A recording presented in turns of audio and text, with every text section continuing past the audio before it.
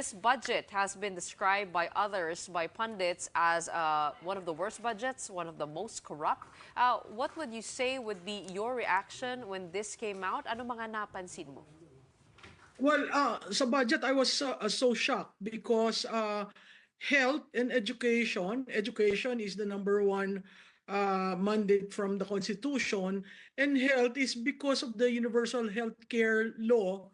It covers all Filipinos. So to put zero on the subsidy, I don't think that can even be vetoed. Tama yung reporter nyo, they should go back to the BICAM and settle those issues because if the allocation is zero, there is nothing to veto.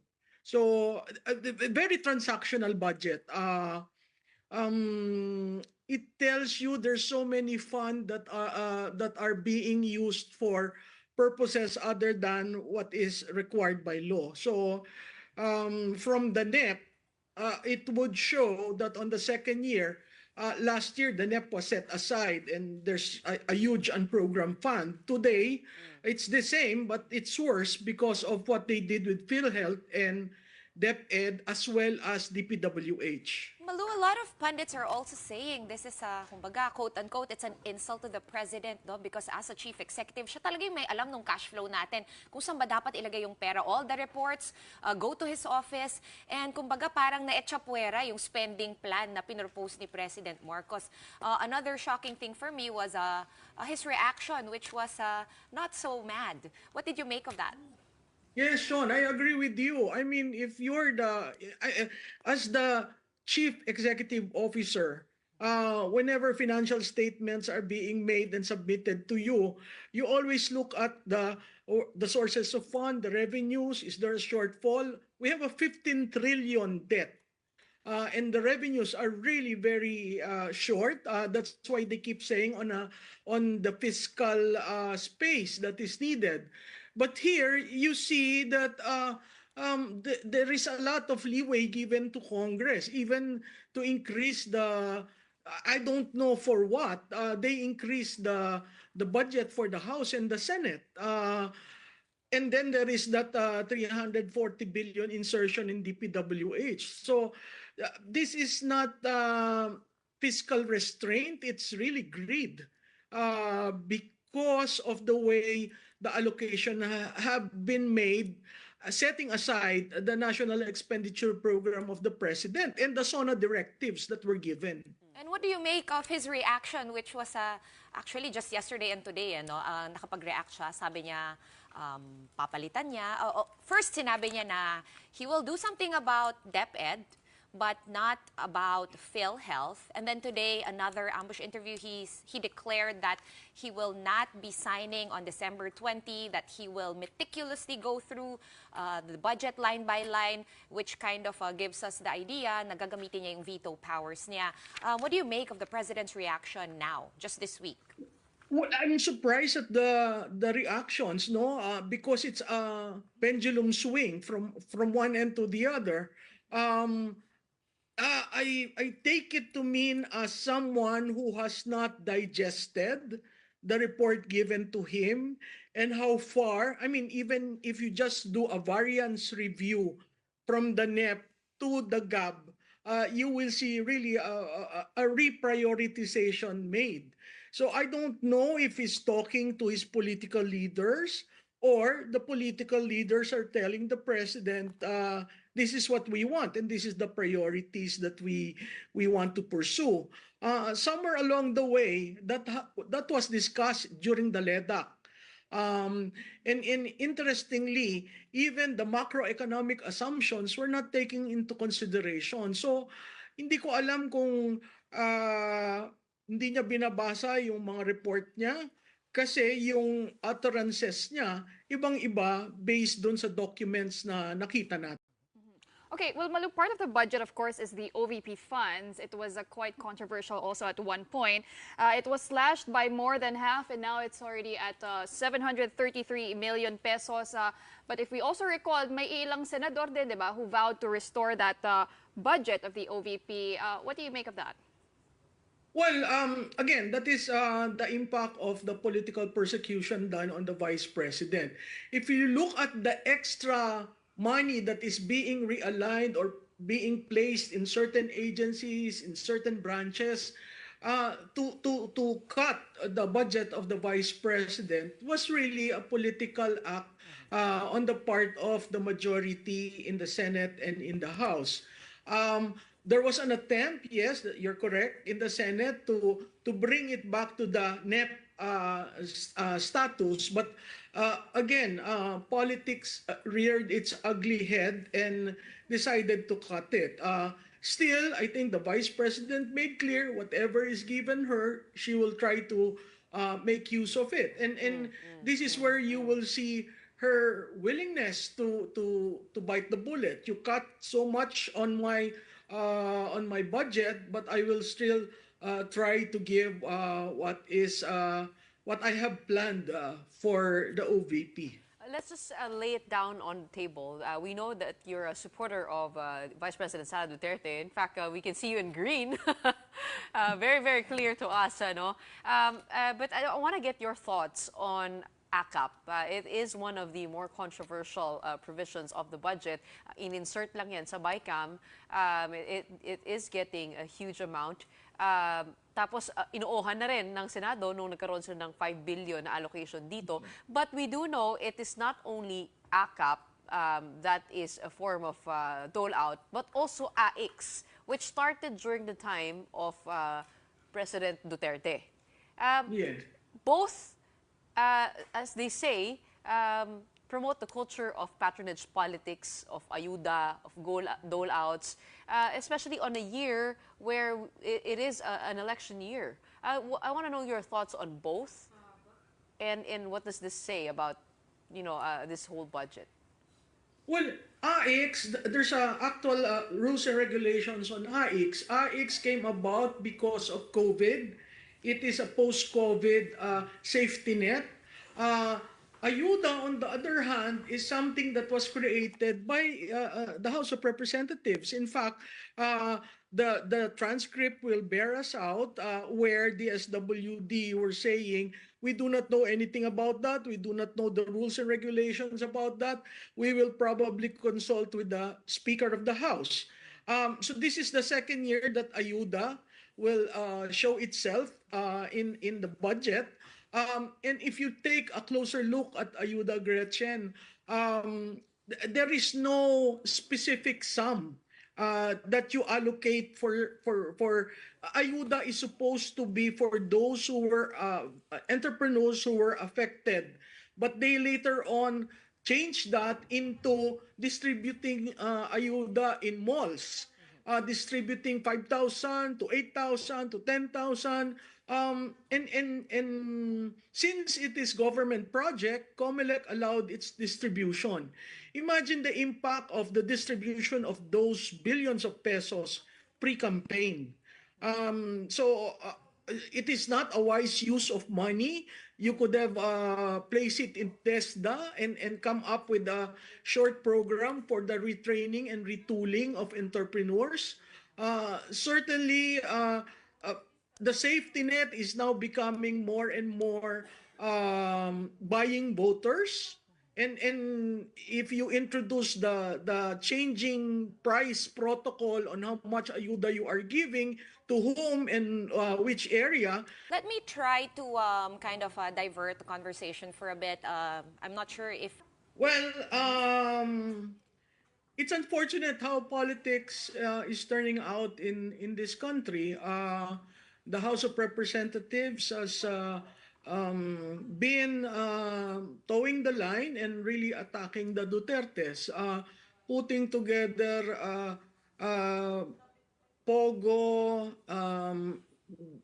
extrajudicial, as well as the drugs, I think is a huge overextension for the simple fact that in POGO, the president actually said remove the POGO. He issued the executive order to regulate it and to make sure that they conform with the law. On EJK, well, your guest is a noted lawyer on that. Cases should be filed if there are cases that are warranted to be filed. On the illegal drugs, that's a two-sided thing. There are people who are saying it's good, and communities were able to be peaceful, and the impact of drugs contained. And there's the other side of abuse. I guess the best way is to remove it from the political terrain and really file cases in court, because until we are in the House of Representatives, it will just be political persecution. Well, they've already made, Malu, but- sorry, they've already made recommendations just like at 6 p.m. tonight to file charges against former President Digong, against Senators Bato and Bongo, as well as former PNP chiefs Albayalde, De Bolsinas, Reina Garma, and Edelberto Leonardo et al. Kasama rin doon. Do you think gagalaw yung mga ahensya on filing these cases? And where do you think it's going to end up? I would like to wait for DOJ and the private prosecutors who will file the cases. Hearing that from a politician who has been doing 13 hearings and really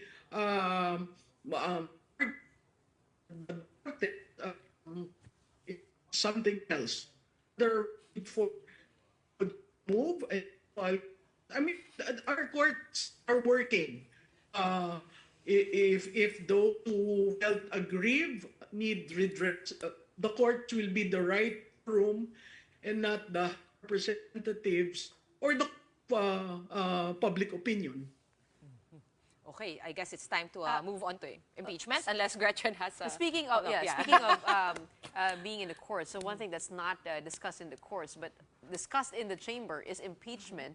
I wonder, have you spoken with the Vice President on that? And what is your fearless forecast for impeachment given the tight timelines that we have prior to the midterm elections? Just to directly reply, no, I have not talked with the Vice President on that. I have reviewed the two impeachment complaints. One is based in news articles and the old story of Senator Trillanes, and the second is based on the hearings of Quad and the good government. I agree with you. The timing is really off. They're going on a recess now. And then they will be back mid-January to be off by first week of February. So the session days remaining there are really very few. And then there is talk that there's a third impeachment where they are trying to get one third of the signatures of members of the House, so that it will just go directly to the Senate. If you do that in the Senate, there will be 12 who will be 6 who will be running for re-election, and 7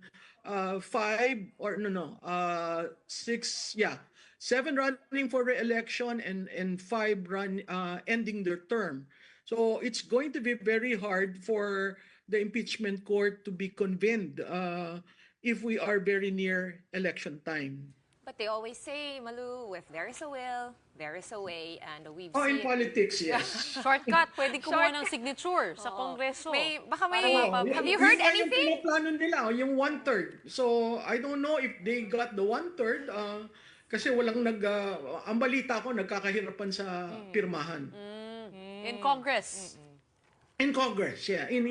In the House of Reps. So, parang according to your bubwits, no, na hindi talaga mabubuo yung 106, 103 names. Yun yung pinagtatakan ko, no?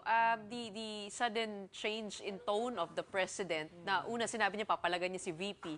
Tapos susunod sabi niya, VP Sara is unimportant and this is a waste of time. I mean, what do you think caused that sudden pendulum swing with the President's tone, I think, which confused everybody in the House of Representatives? Okay, wait dagdagan ko lang Malu yung tanong ni Gretchen kasi gusto rin kitang itanong dun eh. It would seem, no, kasi kanina nga nung naglabas ng Malacanang, si S. Bersamin na nagsasabi nga na mas kikilatisin muna nila line by line yung budget. Sabi ko, parang nakikinig naman sila sa taong bayan. Nung nagkakagulo yung mga taong bayan din, no, social media about impeachment, bigla rin siyang kind of parang nag-iba yung ihip nung hangin. Do you think the President actually is reactionary and does listen to the will of the people? Ironically. Well, I know if election that he is very driven. Decisions are made on surveys that are coming out showing that in his approval and trust. Um, Listening to the people, I think it's kind because he has never listened to the people. He has to listen because we are in a state of influx in terms of politics. And there is a tipping point that will be very near, either from his side or this side. So in order to manage and to prevent that tipping point from occurring, he has to really listen to the ground. People are going out and telling him there is something wrong with the budget.